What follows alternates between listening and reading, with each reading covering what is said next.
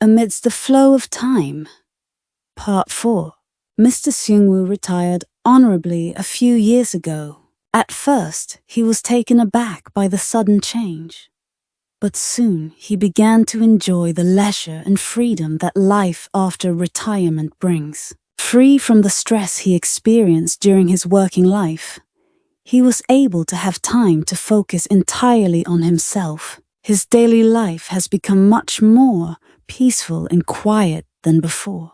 To make the most of this time, he dedicated himself more to blogging, which he had been interested in for a long time.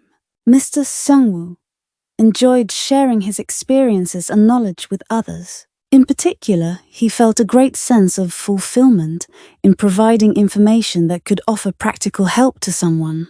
His blog posts were honest and detailed, and many people gained useful information from his writings. Recently, he has been working hard to consistently post warnings related to Ponzi schemes. I felt a sense of regret seeing many people suffer due to the fraud cases occurring everywhere in society. Based on the information and analysis he knows, he regularly wrote articles to raise awareness so that people would not fall for scams. He believed that if his writing could help even one person avoid becoming a victim of fraud, there would be no greater sense of fulfillment. His desire to have a positive influence on people was like an unquenchable light, even amidst the sorrow of losing his wife. In addition to his blogging activities, he made an effort to find small achievements in his daily life. A few days ago, he discovered a clear error on a sign for prehistoric artifacts in the area and requested a correction from the relevant authorities. At first, I thought, it's just me. But I couldn't stand by and watch incorrect information being passed on.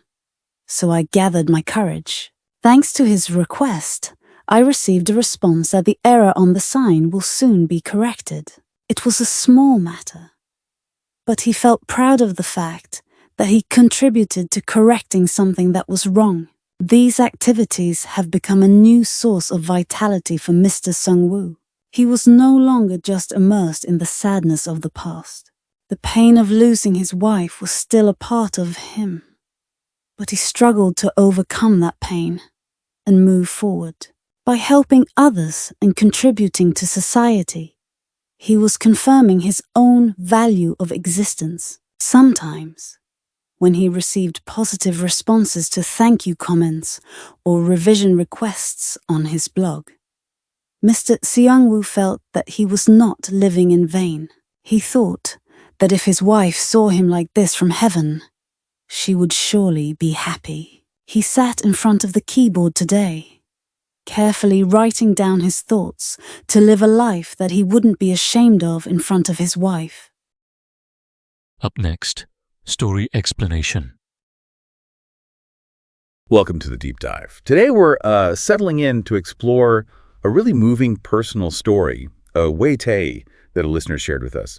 It's adapted from real experiences about navigating that incredibly tough space of grief after a huge loss and then, over time finding ways forward. And this deep dive, it's actually part of a series, right? So we can really spend time with this person's journey across different parts. We've already touched on some incredibly raw moments in the earlier sections. Absolutely. We've been following Seung-woo's story, and today we're turning to the fourth part of his narrative. But yeah, maybe before we jump into that, let's quickly recap where we've been, just to set the stage. Good idea. Right. So if we think back to part 1, the sources give us this really vivid picture of Seung-woo maybe a year after losing his wife. We saw that sharp grief hitting him, unexpectedly. Yeah, like in those everyday moments, the instant porridge. Exactly, the porridge. Remembering nursing her in the hospital. And just everything in the house felt saturated with her presence, didn't it? Every object, a reminder. It really showed how grief isn't like one big event, but these constant little waves. Yeah. And we also heard about the comfort he found when others remembered her too. People like Hana sending messages, sharing memories. Yeah, and Kim In-soo and Lee Ki-young offering that quiet support. The accounts really captured his longing, didn't they? Looking at photos, talking to her picture, that feeling of being stuck while the world moves on. Yeah, definitely. Then part 2, the focus shifted. It moved to that really powerful symbol of their shared life, the weekend farm. Oh, right. The farm they worked on together. Yeah. We heard about her joy in just watching things grow, how special that place was for them. And then he finds her farming notebook. Ah, yeah, the detailed one. So detailed, such a tangible link to her, Yeah. her care, her presence right there on the page. And we saw him sort of grappling with the idea of penning it alone. Tough. Really tough, but also feeling this responsibility to continue what they built. And remember that conversation they had about meeting again, exploring places they missed. Wow, that was so poignant. And then part 3, that took us deeper into his memories, but also his current state. The church choir they were both in. Mm-hmm.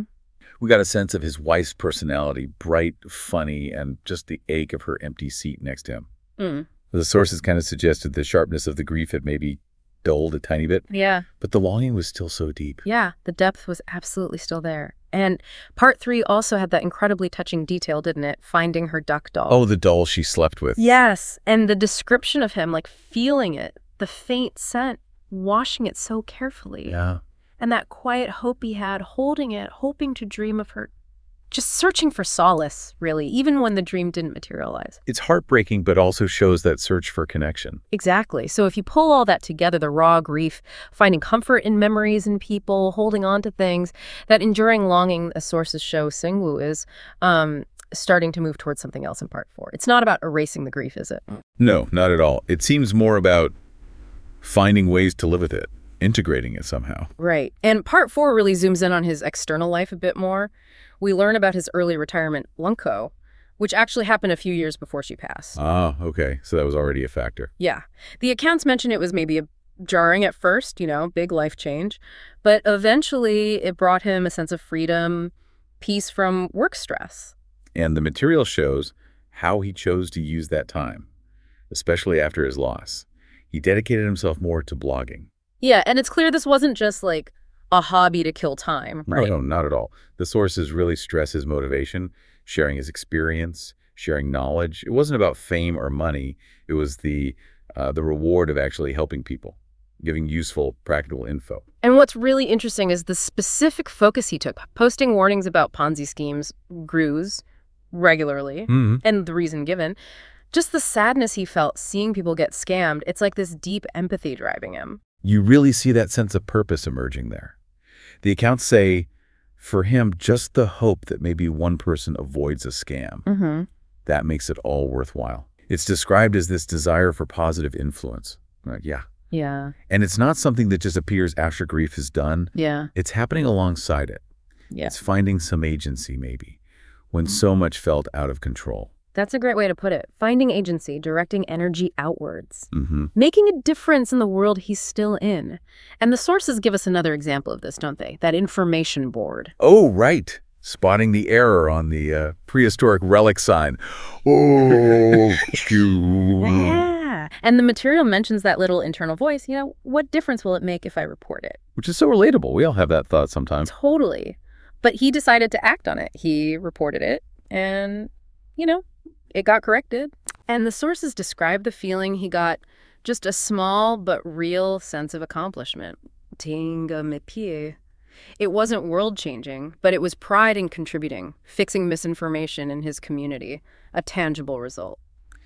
So these actions, the blogging, reporting the sign error, how do they connect back to his healing? The accounts seem to draw a pretty clear line. They do. They're described as giving him, new vitality. The material is quite explicit. He's not just sunk in the past sorrow. Odiogadu kana. Right. He's actively trying to move forward. Kojajo. He's making an effort. And the sources frame this as a way he's confirming his own worth, isn't it? That's what. Exactly.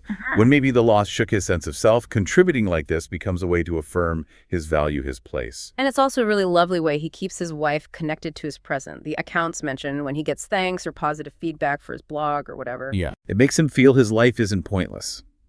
Oro. And crucially, he believes she would be happy seeing him do this. Ah, that's lovely. Yeah. So that motivates him. He wants to live a life she'd be proud of. Her memory isn't just a sad thing to look back on. It's actively shaping his choices now. That's what's so fascinating here, I think. Seeing that pivot, grief doesn't just stop, it changes. And Seung-woo's story really shows how finding these external outlets, these ways to contribute and find purpose, Yeah. whether it's warning about scams or fixing a local sign, it can be such a vital part of navigating that change. It's not about replacing the love or the loss, but finding a way to channel the energy you still have into something meaningful. And if we think about the bigger picture here, Seung-woo's experience really highlights something powerful, doesn't it? That channeling energy outwards, helping others, contributing even in small ways, can be this incredible force when you're navigating personal pain, finding new meaning. It suggests purpose isn't something you only find after grief is gone. You can find it within that ongoing experience. Which maybe raises a question for you listening right now. In your own life, maybe facing challenges or just, the everyday, what small actions could you find? Sharing a tip, helping someone out, correcting something you know is wrong. Where could you channel some energy outwards and maybe get that little sense of purpose or accomplishment? That's a really good question. So Seung-woo's journey through the raw grief, finding comfort in memories, and now building this life of purpose and contribution, it's clearly leading him somewhere. Yeah, we've seen him face the really deep pain, hold on to those tangible things like the doll, and now start building momentum by, giving back. So what does this journey ultimately lead to? How does he face that really difficult milestone, the second year without his wife? And what are the final reflections on living a life that honors her memory? Well, you'll have to join us for the next deep dive. We'll be exploring the conclusion of Seung-woo's story then, seeing where this path takes him in the end. Okay, so as we wrap up this deep dive, focusing on part 4 of Seung-woo's Degrees, we're really left thinking about that resilience, that strength found not just in memory, but in actively pursuing new purpose, helping others, contributing. It's a powerful reminder, isn't it? That even when you're carrying profound sorrow, finding ways to engage with the world outside yourself can unlock new energy, affirm your own value. We really encourage you to think about the insights shared today, how that external action can weave into internal healing. And we look forward to continuing this exploration in our next deep dive, where we'll bring Seung-woo's journey to its conclusion. Don't forget to like and subscribe. Your support helps us create even better content.